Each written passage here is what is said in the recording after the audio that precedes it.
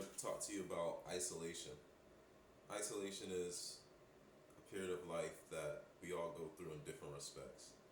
And there's many reasons for it, but one of the reasons that I realize people go through isolation, that I'm personally going through isolation, is to hear your intuitive self more clearly so you can distinguish the sound of you versus those of the sounds of others.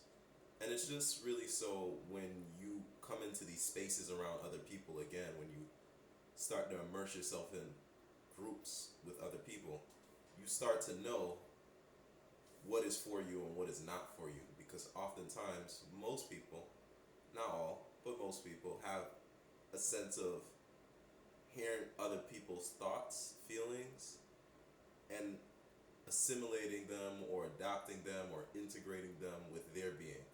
And that's not what we should be doing when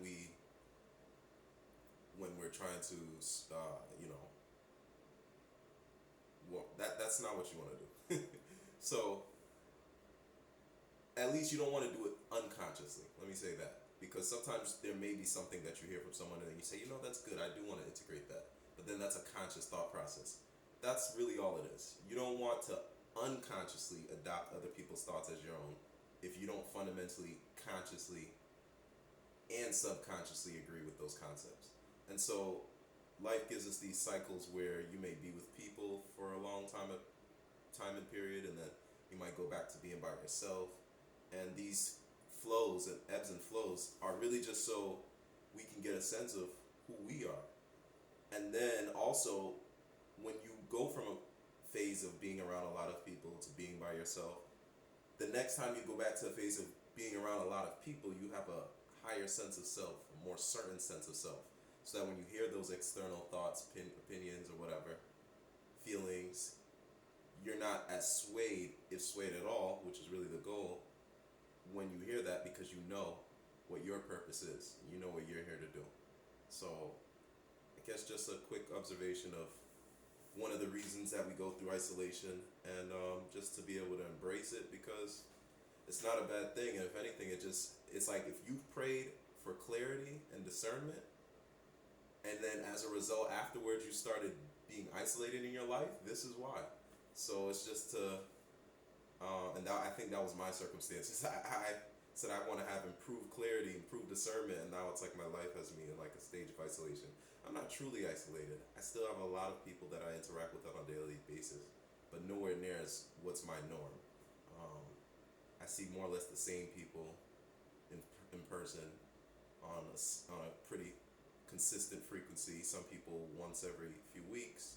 Some people I see every day because I'm living at home. My mom, my brother.